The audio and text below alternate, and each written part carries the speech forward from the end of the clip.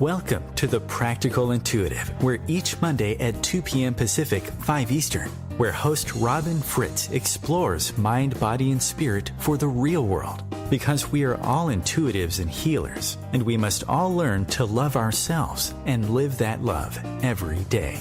Robin is a trained and certified intuitive and spiritual consultant and hypnotherapist with an international practice based in Seattle, Washington. As the Practical Intuitive, she covers personal and business intuition, animal communication, mediumship, space clearing, past life regression, shamanic insights, energy healing, soul choice. It's all here. Readings, healings, and funny, warm, thought-provoking conversations. It's Robin Fritz, the Practical Intuitive, helping you mastermind body and spirit for the real world. No ifs, ands, buts, or BS ever. Hey, welcome to the Practical Intuitive Mind, Body, Spirit for the Real World. It's Robin Fritz. We are live in Seattle, Washington on a beautiful sunny day in September. So welcome. My show and my work are all about helping each of us tap our own intuitive and healing abilities to really expand possibilities for our lives and make our lives better, because we are all naturally intuitive and all naturally able to heal ourselves. And every week as I do these shows, I welcome people calling in to share their stories, to ask for a quick reading, to comment on the subject of today.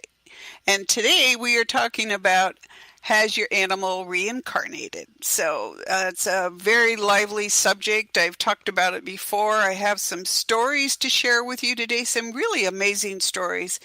Some hints about what to do when you're thinking about your animals coming back and if that's what they'd like to do.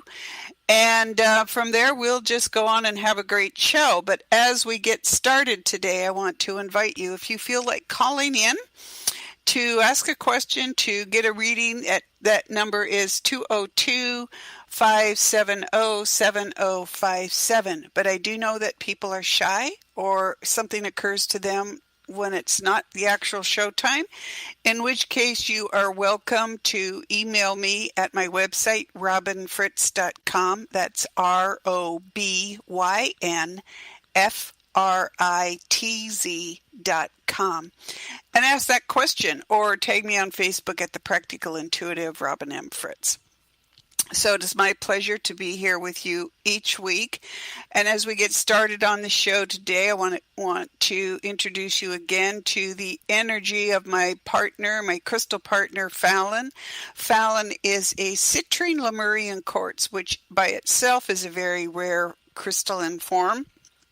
But Fallon is, in truth, an ancient healer and a truth bringer, and you will be able to experience him however your intuition works most strongly. So during the show, and as we get you grounded and balanced to be in the show with us, notice how your intuition is working. You may see him, you may hear him chat with you, feel his energy, or simply know that you're connected with him. At either rate, the energy of Fallon connected to the show is a great way to clear yourself from the daily cares and spend this time with us. So, as you take your attention to the top of your head, we are connecting mind, body, and spirit more tightly together, more coordinated, if you will, and clearing out the blocks that just normally get in the way every single day. And so as you breathe down from the top of your head to the bottom of your feet, imagine that energy line that's connected to Fallon, just helping you clear the blocks and the cares of the day and getting grounded and balanced in this space with us. So breathing down from the top of your head, down your face, your neck, your shoulders, your chest, your hips, your knees, and your feet. The top of your head to the bottom of your feet. And just feel that clearing out. And if you're open to it, you can welcome that energy into you, the energy of Fallon, the citrine Lemurian quartz, or simply note it moving up from your feet, past your knees, your hips, your chest, your shoulders, your face, and the top of your head. So are these things called chakras, if you will? Chakras, and in particular the crown chakra, the top of your head tends to be wide open in connection with Fallon. So if that's the case, you might be a bit lightheaded, but know that you're getting grounded and balanced during the show, and we'll close that down at the end of the show so you can go about your day. So today's topic has your animal reincarnated.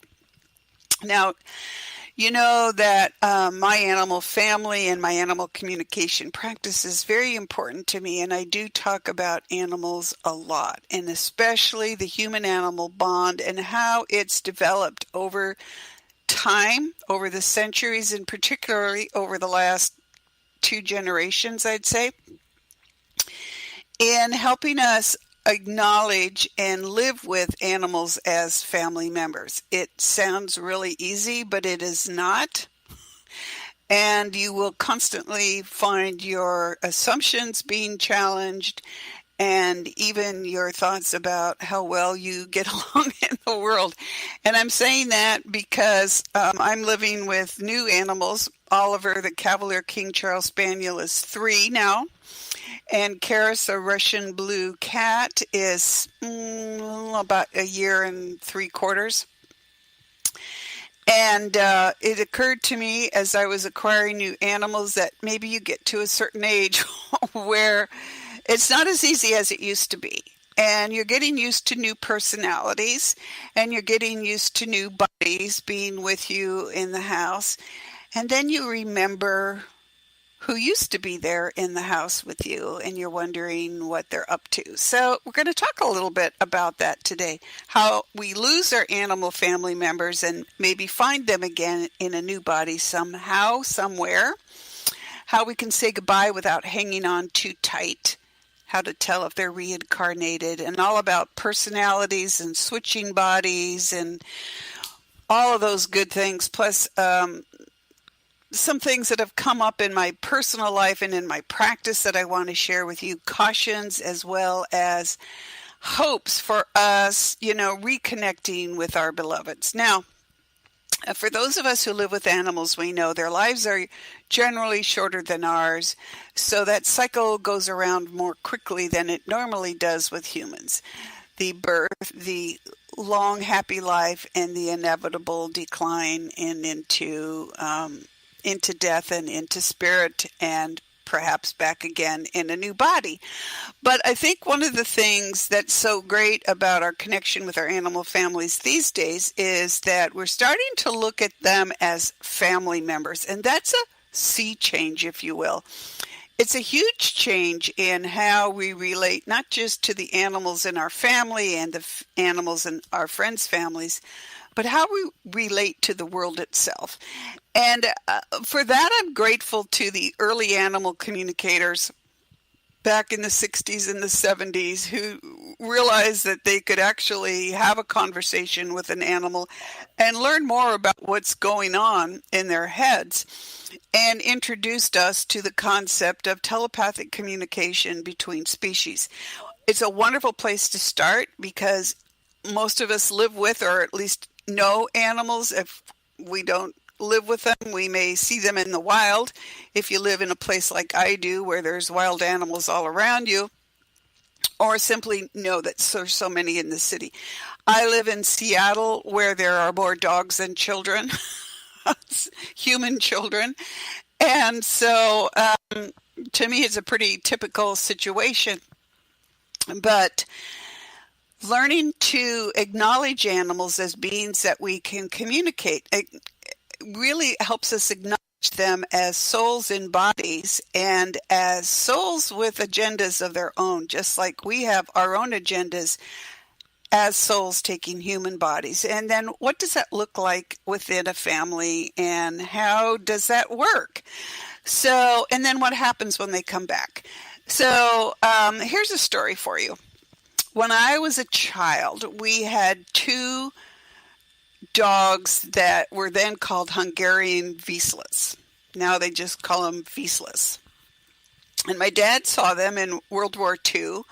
They were obviously born and bred and raised in Hungary. That's how they called them, Hungarian Wislas. And he saw them as guard dogs during the war, and he wanted one for his family when he married and started raising kids, of which I was number 2 out of 3. And we had several Wislas, and they were really interesting dogs. Nowadays, you don't actually see more of them than you did. I don't know how my dad found those dogs, because they had to be extremely rare and newly imported into the United States after World War II. And I just don't know where he found them. But they became very central to our family life, even though they lived outdoors. There was no concept of bringing an animal indoors at that time period, at least in my family's life. I did know a few people in our small hometown that had very tiny, those very tiny poodles, the very tiniest poodle. I always get confused whether they're toys or minis, but whatever, that kind. They could cart around in the pocket, and they lived indoors. But our Wislas did not. And they ran wild in the neighborhood with us children. And they were always the first to respond when my parents rang the bell for us to come home from whatever adventure we were on in the neighborhood. This is a very small town in a very rural part of Oregon, Western Oregon. And my older brother would take the dog with him down to the local pond to go fishing. And one day he was coming home, and the dog ran out into the road and got hit by a pickup truck, and died, literally across the street from our home. And that was the end of that Wisla, obviously, and really the end of our childhood, our childhood period, but certainly our childhood with dogs. Within a year, I recall, I'm not exactly sure, I was pretty young at the time, but my older brother, who was with the dog at the time, died of leukemia at age 14 when I was only 9. And it was basically the end of my family. That's a story for another time, which I will share when I talk about how we can handle grief as we move forward in the process of talking about the afterlife and what happens in the afterlife. The story jumps forward many years to my living in Seattle and having at the time 2 Cavalier King Charles Spaniels. My first Cavalier, Murphy Brown, was a choice that she chose for her name, and second dog was Alki, a tricolor Cavalier.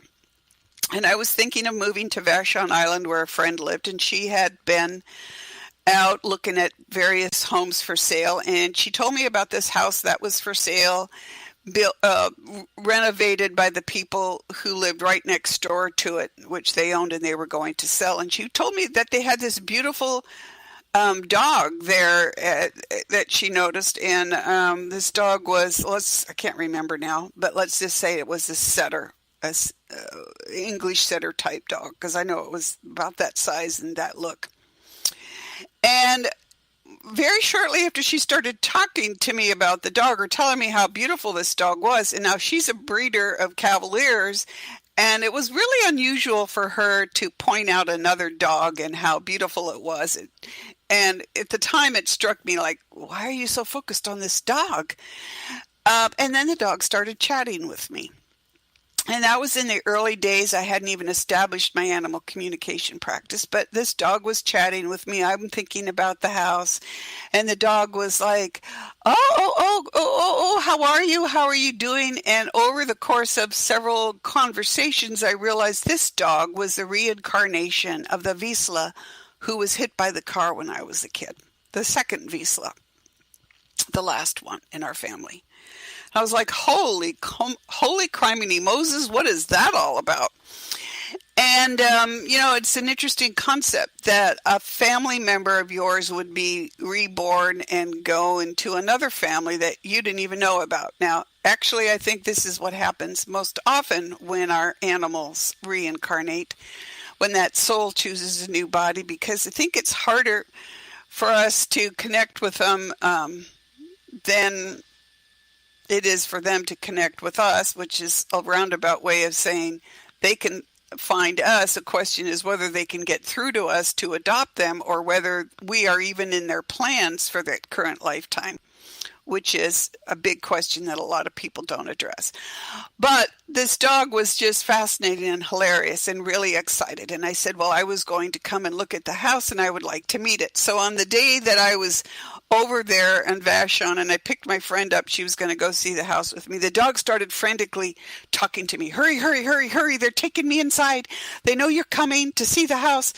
They're taking me inside. Hurry, hurry, hurry. I want to see you. Hurry, hurry, hurry. Well, I had my 2 dogs with me, because they were going to play at my friend's house. So I told my friend, hurry up, get your coffee. We got to go right now. The dog is being taken inside and it wants to meet me and I want to meet it. So we drive up to the house and the people are outside with the dog. I open up the front door and the dog is on top of me, just bulled its way, shoved the front door open, leaped up and landed on top of my arms, in the driver's seat, no less. And just was frantically kissing me and like, oh my gosh, it's you, it's you, it's you. I'm so glad to see you again. I'm so glad to see you again. How are you? How are you? You're not going to take me away, are you? And I'm like, no, I'm not taking you away. I'm just glad to meet you again. And my dogs were frantically barking in the back seat because, oh my gosh, there was this big dog on top of me in the front seat. They're strapped into seat belts. They can't help. What the heck was going on? Well, the people were mortified. Their dog had never behaved like that, had never even gone up to anybody. And the fact that the dog shoved the door open and jumped in my arms and wouldn't let go was horrifying to them. I never explained to them what was going on. It was hard for me at that time to even wrap my head around a lot of it. But I said goodbye to the dog. I assured him that he would not be coming home with me, that I valued his family and his family connection. Okay. And it was an amazing thing. So we'll continue with stories and what that means for us after the break. Hang on.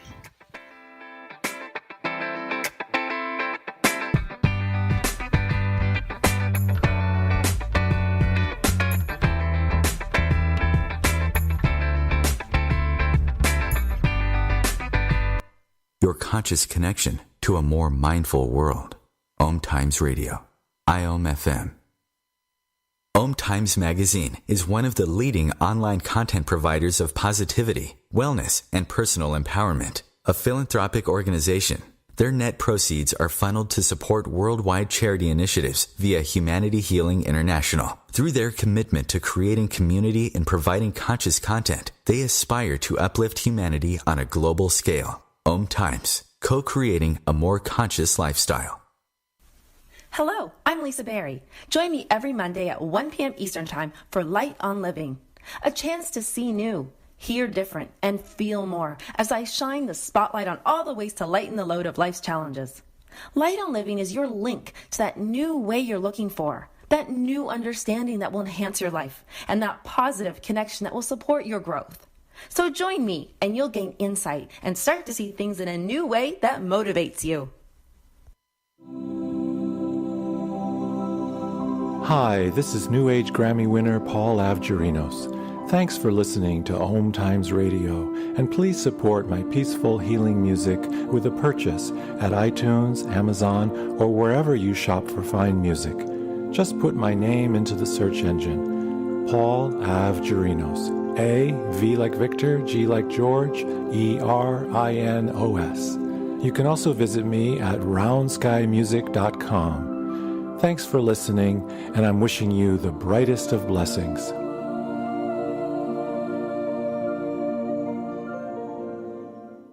I'm Fidel Nshambo. I was born in a city called Bukavu in the Congo. We were a loving family, and then, boom! Everything that I had disappeared in a single day. People think that when you are a refugee and they resettle you to America, and all your problems are done. They don't understand that that's the beginning of everything. I was not born a refugee. I was made one.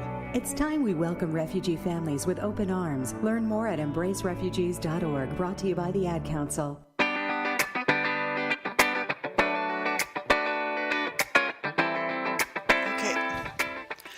Welcome back to the Practical Intuitive Mind, Body, Spirit for the Real World. It's Robin Fritz. We are talking about if our animals have reincarnated. So in finishing up the story of our family Vizsla from my childhood being reincarnated in the body of a setter on Vashon Island in Washington, and my accidentally meeting it, it was a reminder that the universe is really a lot more complex than we know, or maybe it just seems that it's more complex to us, and that we're not, as humans, not as tapped into the overall flow of how the universe works as our animal families seem to be. And I have lots of comments on that, and maybe I'll get to some of those today. But the point of the Vizsla was that I'd met a dog that I knew as a soul in a different body, and it was in a happy relationship with the family. It was happy to see me. Its soul recognized me, and so what does that mean? Why would a soul that had lived with my family reincarnate in another family? And the answer to that is we don't know what souls choose to do always. We obviously don't even know what we're up to ourselves in many cases. Soul choice and soul purpose are very involved things on many levels, but the basic is that a soul chooses the body that it needs to do its work in for that lifetime. And the work is always about growing our souls, improving, growing, experiencing, learning to love ourselves and to learning all life with us, and doing that step by step through different lifetimes.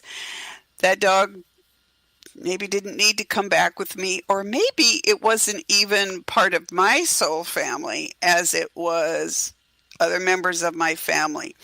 Or maybe these people that the dog reincarnated with were part of my soul group. As you know, a soul group is a group of souls that move together throughout many lifetimes. They don't always reincarnate together. Sometimes they do, sometimes they don't. Sometimes they meet up in the afterlife, sometimes they don't. Who knows? All I know is that dog that was our delightful Vizsla was now in somebody else's house. But here's the next thing that this dog talked to me about. It talked to me about its death. And it told me that it was not hit by accident. Hit by the car that killed it. And I'm like, what? And this is the first inkling I knew about something I will be talking about over the next year. What souls are really up to in the afterlife. What they're up to here in bodies. How we can learn about that, and how we can grow and experience new things by understanding that. No, this dog leaped into the road because my brother stepped out in front of the car trying to end his own life. He was 13 maybe. And I was horrified that the dog told me this. But it showed me the picture. It showed me in my head exactly what happened that day. And it did jump out in the road and push him out of the way.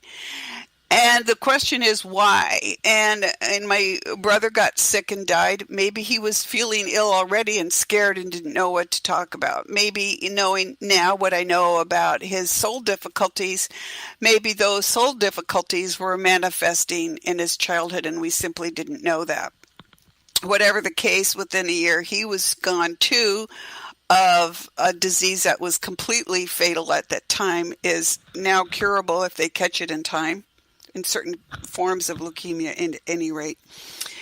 And so I left that dog that day, thanking it for explaining to me what had happened in my family, what it had done. I thanked it for its sacrifice, and I wished it well on its journey and its learning process, and so completely adored by its family.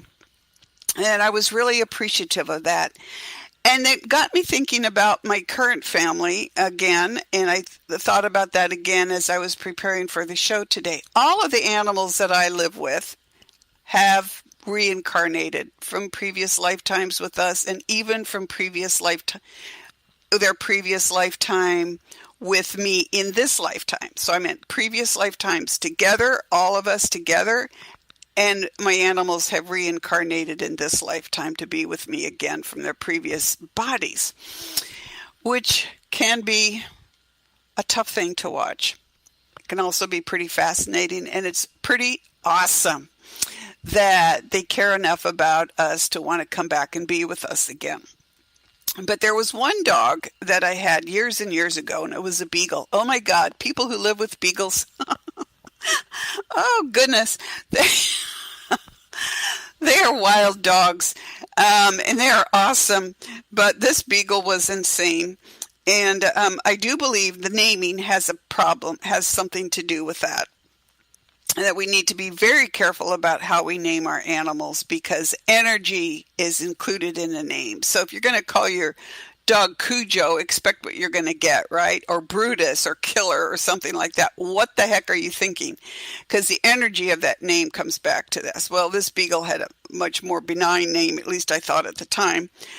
But I thought, in looking back at all the animals that I've lived with, including my chickens when I was a little girl, this beagle was not part of my soul family. And it had not reincarnated. And I was thinking about that, and I thought, what is it with that beagle? Like, what was it up to? And very clearly I heard this voice, and I saw the beagle just glaring at me. Okay, this is over decades, literally. Well, I did not come to be with you. I came for him. And I was like, okay, then. So the beagle was very clearly there for my husband and not for me. And I gave the dog away and got a different dog who happened to become a member of my family and was a member of my soul family that I wasn't aware of at the time. So it's just an example of how things move around in the world of living with animals as family members and learning more about their soul choices and giving us insight into our soul choices. So in looking at that, I would have to say one of the biggest privileges in my animal communication work, as well as a difficult job, is helping people and their animals say goodbye. It is a sacred responsibility and one I treasure, but it is not easy, and it is one reason why I'm glad it doesn't happen every single day, because it can be, exhausting to watch people have to say goodbye to their animals and their animals to them. But it's the reason why I created a process that I've talked about before in the show called a happiness talk. And when people call me up and they make an appointment to ask, is it time? They come and we make it a sacred time and create a sacred space for them to have a conversation. I will have them tell me, what's going on with the animal. I never need for the animal to be there. In fact, an animal to be there is actually more of a distraction than anything else. I don't even need pictures. I just need for you to tell me the animal's name. And excuse me, I'm about to cough here. And then we talk about what's going on. So what's the issue? What does your veterinarian have to say? What do you think about it? So that I have a pretty good idea of what is the situation with the animal. But there's another reason why I do that. One is to help the people in this sacred space talk through the issues so they're very clearly aware of the process from beginning to end and where they got to the point now where it's time to make a decision. And also for the animal to hear that, because the animal is also making a choice. Am I ready to die or not? And what do I need? So that's a really important part of the conversation. And once we talk about that, and then I will talk with the animal and I'll say, well, this is what they say. Can you show me how you're feeling? And while I don't allow the energy of that to come in, like other intuitives will allow a feeling of nausea or something to come into them so they get physically sick or something like that. I don't allow that. I just want to know what that feels like, and I can get a hint of it and like, okay, what's going on with the right hip kind of thing? And what's this? And I feel that there's a mass on the spine. What does your veterinarian say about that? That kind of thing. So I know what's happening, but I'm not physically experiencing it in my body, which I never recommend anybody actually doing as intuitives, because that's debilitating. And then from there, we go into a conversation about what are we going to do? You know, what are we thinking? What is the animal thinking? What are the people thinking? And during the course of that, there's usually resolution. There's usually people who acknowledge that it's time. The animal says it's time. It's okay to help them out of their body. Sometimes the animals want care. Sometimes they want chemotherapy for cancer. Unlike for humans, a lot of animals do not have the physical reaction to chemotherapy that humans do. They don't necessarily get sick, but it is extremely expensive. And for the most part, it only prolongs the situation. Most of them are not cured. It just extends their lifetime. Some animals ask for that. They want extra time. They need extra time to say goodbye, to figure out how their soul is going to deal with that death, to give the family more time, whatever. I've had dogs tell me that they needed to wait until the female of the family had her baby and made sure the baby was okay. There are all these things going on, and this is where they get a chance to talk about that. But sometimes during the conversations, animals will ask if they can come back, and that is a very difficult conversation, because the animal's like, okay, I know my body is sucky. It's time for it to die. It's time for me to leave. Can I come back as this? Can I come back as that? Where the people are still wrapping their head around having to say goodbye, the animal has already figured out that, hey, there's no point and it's time to go on. Which means that most of the animals that I talk with are very knowledgeable about what's going on. It doesn't mean they're not afraid, and they can be sometimes, because they need the situation explained to them. They need to understand what their options are. And if best, they need to choose, if they can, choose their option. And that's a very humane and soul-enhancing experience for us and for them to walk through that process with them. When my Cavalier Murphy was dying of cancer in the winter of 2012, I took her to a surgeon. And I had the surgeon explain to us what the process would be like, what the outcome would be, and so on. And I let Murphy choose, and she chose not to have surgery. She said, I'm getting old. She goes, I will die sooner with the surgery. I just want to experience the dying process, and I want you to experience it with me. Those were beautiful and terrible times, those 6 weeks. But I was grateful that we had that opportunity to share. Then, here's the point where you come in after your animals die.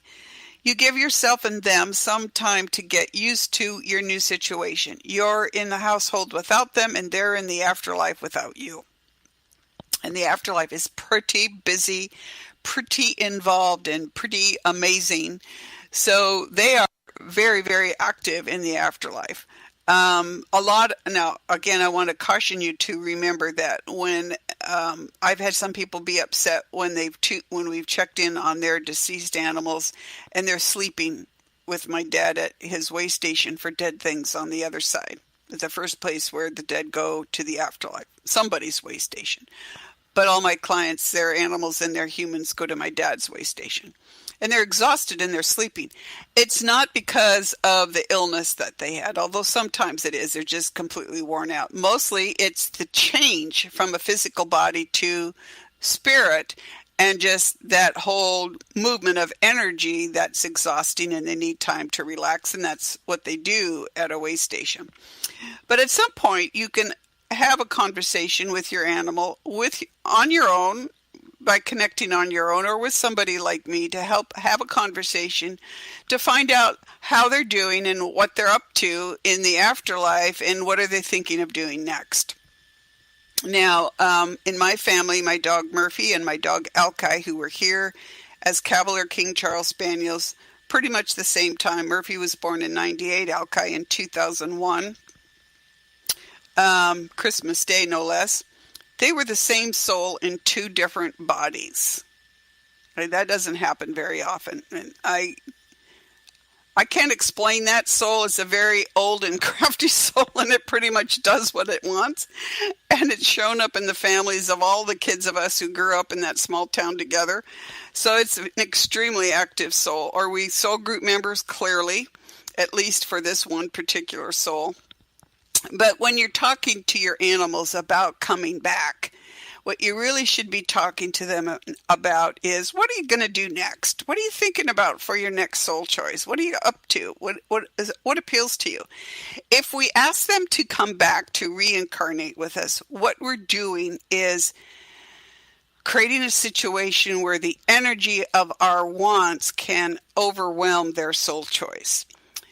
Souls that choose animal companion bodies are choosing those bodies for the same reasons we choose ours. That's the body that they need to do their job in. Now, a lot of times their jobs only partially include us. I mean, when we come together as families, that's part of the choice that we've made, to come together as families, to nurture and support each other, to help everybody get through their life as best they can. But we also have other jobs to do. We, as humans, go out, we drive the car, we go to work, we buy the groceries, we do what we can.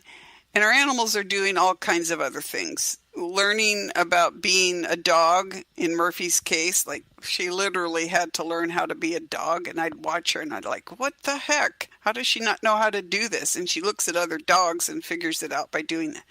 She hadn't been in a dog body for a long time, I guess, and she was figuring it all out as it went along. But when I asked her, like, what are you going to do next? You know, it was not come back. It was not reincarnate. That particular personality was not reincarnating. She didn't like having a body that had a lot of pain and disability for her lifetime. I couldn't blame her a bit for that. I know what pain and disability are like, but that was her choice. So hang on a second, and I will have a few things for you to think about after the break.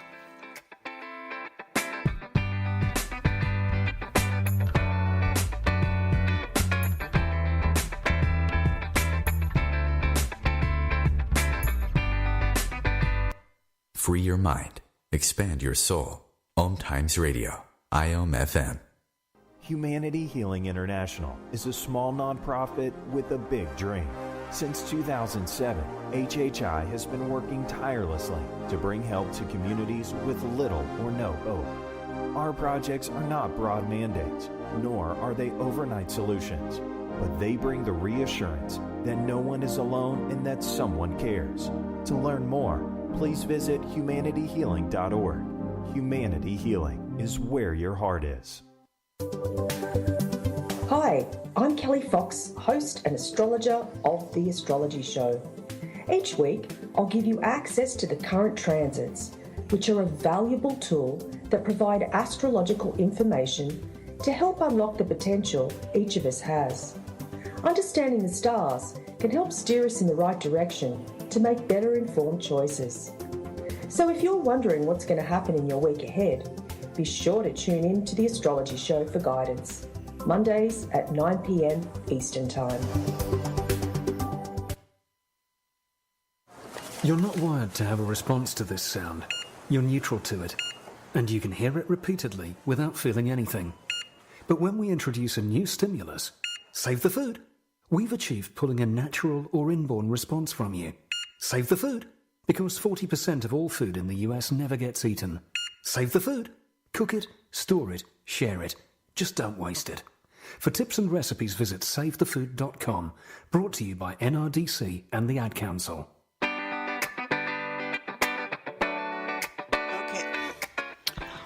Welcome back to the Practical Intuitive Mind, Body, Spirit for the Real World. It's Robin Fritz, and we're talking about finding out whether our animals have reincarnated. Well, clearly this show is going to go on. We have so much to talk about in this idea of reincarnation. But here's the thing.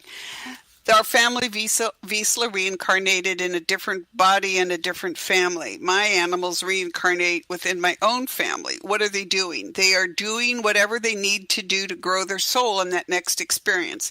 If they're coming back to us, they've decided to grow their soul with us in our families. And, that's a kind of what we call a two-way street here. Murphy and Elkai, my cavaliers, were the same soul in two bodies. Murphy, in her body, after she died, said, no, I'm not coming back. I'm going to stay here and work with you at portals between different dimensions and so on and so forth. And that's what she's done. Lately, my dad needed a break from his job, and he said he and Murphy were going fishing. So, okay, they can fish in the afterlife just like they can play golf. Elkai, on the other hand, came back. The same soul, but that aspect of that soul, I guess you would say, decided it needed another round with me. And he said, I didn't finish my job as a dog. I loved being a dog, and I'm coming back to be with you, which kind of surprised me because he was a very, very active dog, and I thought he needed a yard and a bunch of kids to play in. He doesn't have that with me, but that's what he wanted, and now he's back as Ollie. So the question comes up, like, if you really are missing an animal and you talk to them and they say, yes, I'd like to reincarnate with you, or no, I'm going to do something else, we need to learn to respect that decision, because that's what they need to do to grow their soul. Now, they could be making a mistake just like we make mistakes. And you wouldn't believe how many past life regressions I do with people where they ask, like, why did I come into this lifetime? Why did I choose this particular family, this particular time? And sometimes it's a completely different thing than you would think. Sometimes it's, well, I saw my mom and I thought I could help her.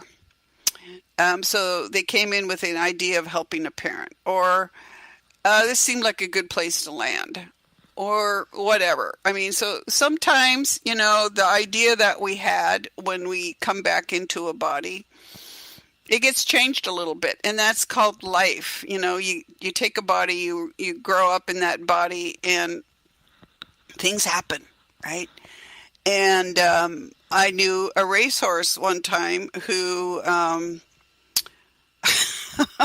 had a very bad time walking into the starting gate for a very important horse race, suddenly went, oh my gosh, I've reincarnated as a racehorse. What the heck am I doing? And I was watching this whole thing go, oh my God, what's happening there? So when you have a job like mine, you have all kinds of weird things happen. But when you want to talk to your animals about reincarnating, ask them what it is they want to do next. Don't ask them to come back to you, because asking a soul that can come back as an animal companion body, understand that animal companion bodies have been bred for hundreds of years to be with us, to support us, and over the last several hundred years, particularly to be companions. So that inclination of their soul will be to do what we want them to be, and possibly to the detriment of growing their soul. So the question is, what are you thinking of doing next, and how can I support you?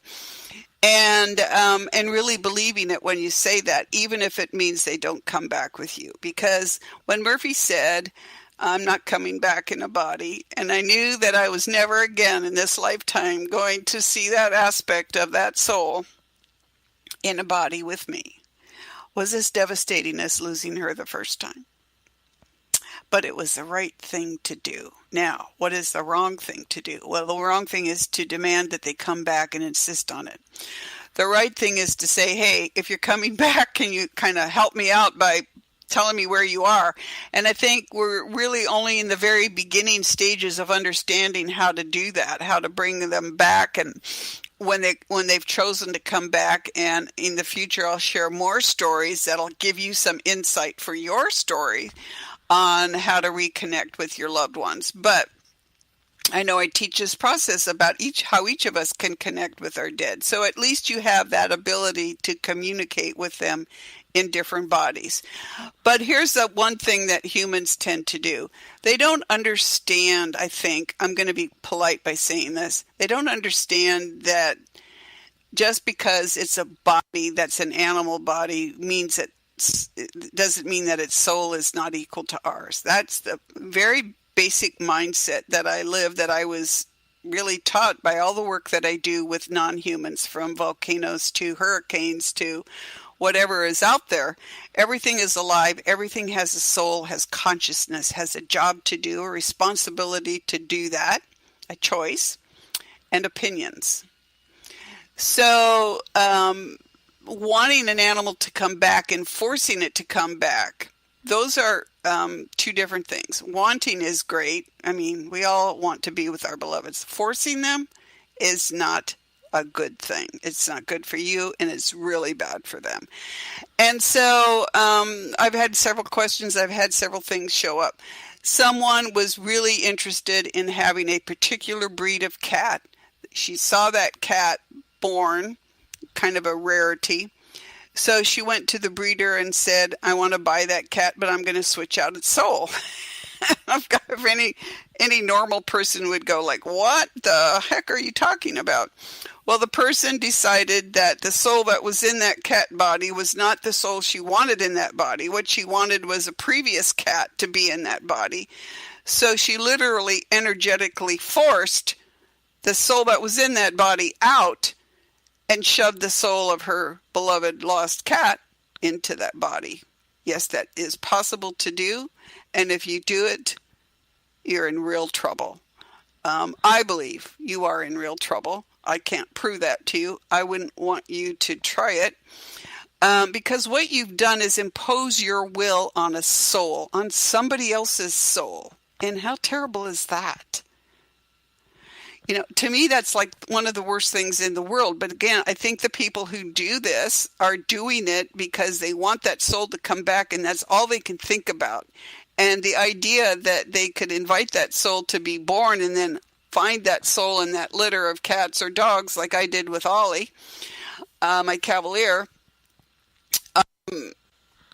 that's a little bit riskier because you don't know if it's going to work, right? Right up until the last minute, I didn't know if the breeder was going to part with his dog that he'd chosen for his show dog. And he did, by saying, I don't know what you're talking about, just take him and go, kind of thing. Just I'm not going to get between you and this dog. I don't know what's going on. But Karis, my cat, I didn't even know she was coming back. She told me she wasn't coming back, Grace the cat. So she was going to mentor a new cat, and I went all over the country until she literally showed up on the very last day I could make a decision. And I had no idea she was coming back. And I'll tell that story in more detail. But putting a soul, insisting that a soul go into this particular body, what are you doing there? You are interfering with soul choice. And if there is a thing called karma, which I don't actually believe in the way I've heard it described, as something that's you've done that's reverberating through the different lifetimes and out to get you, so to speak. That would be where something like that concept of karma would come in there, because what you have done is not given choice to the animal itself, to the original soul, and to your animal soul. And that is a bad way to start out a relationship, and it will damage your soul as well as the animal's soul. I know that for a fact. I have seen that happen. And the other reason I know it for a fact is that this is not how choice works. You need to give your loved ones the free choice to come back or not, and to accept their decision and to go looking for them. So, somebody asked too on my Facebook Live this morning, can a soul come back in another dog? Like they had the same breed of dog in the house, and they thought maybe the animal had died, had come back and taken over the current dog's body. Well, that's another question of stuff like possession, which is something else entirely, which I will talk about on upcoming shows as we talk about what can go wrong with souls. But in this particular case, I actually don't know what was actually going on in that case. But the answer is no, that dog did not come back and take over the soul of the body of the dog in the house. Can that happen? Yes, it can happen. And that's a process that some of us call body swapping, for example. I think there's other names that people use for it. And that would occur when the soul that's in that current dog body has decided, oh, shoot, I'm done. I've learned everything I wanted to learn. Now I need to get out of this body. But the body's perfectly healthy and fine. So then another soul will come along and say, well, okay, you want to leave the body? I could use a body. This one looks good to me. What do you say? And they'll switch. The soul that's done with that body will leave, and the soul that wants a new body will step into it. If that's done freely on both sides, maybe a little strange, you'll notice behavior changes if that happens with one of your animals, because there are different personalities, and there are different things that each soul is doing in that body, and it will manifest as different personalities. But I don't recommend it, and I think that if we do that it's wrong. And my basic understanding of the world is that souls grow themselves by having many experiences, and they choose those experiences. It doesn't mean we choose to get shot or to have cancer or anything like that, but we choose the body that we're going to experience life with. And once we're born, anything can happen to that body because that's life, right? So we're not going to choose to have cancer, but we are going to choose to live in that body. So when you're talking with your animals, has it reincarnated? How do you find it again? Well, I talked about magnetizing in a previous show, and I'm going to tell you about magnetizing again. When you know your animal is coming back, when you know for sure, when your animal has said, yes, I'm coming back as a cat, come find me. It's not as easy as you think. But it is actually easier than we can imagine, if that makes sense. So here's the thing. You have to get up off your rear end and go look for it. I found for someone her cat in a new body, and I told her, well, it's over on Vashon Island. And she's like, well, I'd have to pay somebody to drive me over there, and that's too much trouble. So, of course, it isn't my cat reincarnated over there, because why not?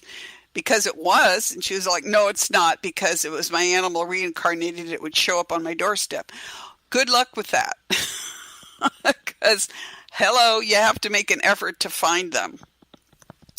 Sometimes it's even to give them an idea of where to go next, of what you might be interested in. My animals have reincarnated in the bodies that I was asking for without really completely understanding that was how it was happening. Now, with Ollie, very clearly wanted a Cavalier. I was adopting an adult dog, and his puppy body shot into my head. And this was 5 months or so before he was even conceived, announcing his name, what he looked like, how I'm coming back kind of thing. So he was pretty adamant about it. Why? Because when I said I was going to get a dog, that this would be my last dog, he turned to my dad in the afterlife and said, that's it, I'm out of here, and made his own choice. So there's a lot going on both sides. I'm going to talk about it in more detail in future shows. But magnetizing, when your animal tells you it's coming back and you're ready for it and you're accepting it and you're okay, it's fine with you to come back, because you can also say no. You can say, no, I can't deal with that right now. Imagine you're holding them in your arms, holding that new body in your arms. And it's what my spiritual team calls magnetizing. Imagine you're holding that body in your arms and you're loving it as your new family member, and you're inviting that soul connection. And then you go looking. With any luck, you have pointed out the way to them in some way, like with the Russian blues. I went looking for a cat 2 months after Grace the cat died. She identified that family. Even when she decided she wasn't coming back, she changed her mind. I wasn't paying any attention to her because I thought I was looking for a little boy that wasn't a member of my soul family. But she picked that family and she came back.